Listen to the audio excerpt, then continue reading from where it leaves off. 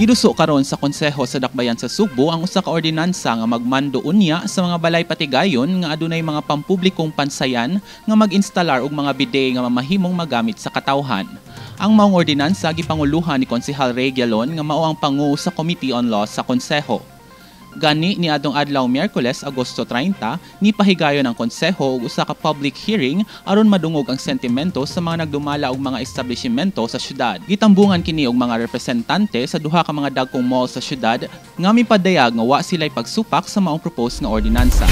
We might be asking the body if this can be deferred today or be adjusted by the next year or 2 years after the recovery. I'm speaking on behalf of the management, but if this would be in ordinance, then we from Robinson's Land would always comply.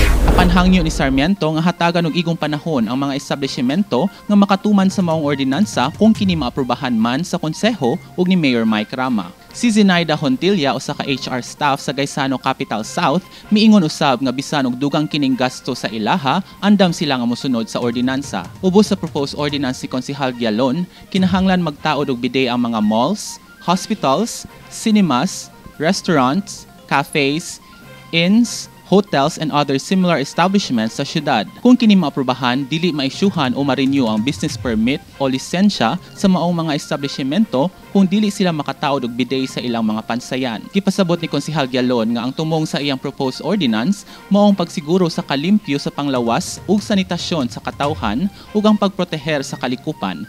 Kay kung adunay bidet ang mga pansayan, di na kinahanglan pa nga mogamit og tissue paper. Again, ang akong punto man sa balancing of interest, maasa ta cost nga for one time nga cost lang or ang ato nga benefit nga makuha aning bidet health, sanitation, tree conservation among many others. Gipasabot hinuon niya nga ilang ikonsiderar ang mga opinyon sa pribadong sektor ug ilang pangayoon ang posisyon sa uban pang mga sektor nga maapektuhan ni ining iyang giduso nga ordinansa. Ato man gyud ang gi-consider ang mga inputs of stakeholders.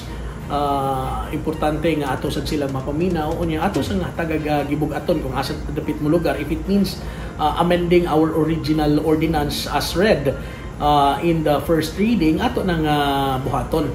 But then again, we cannot be swayed if public interest is heavier than personal or business interest.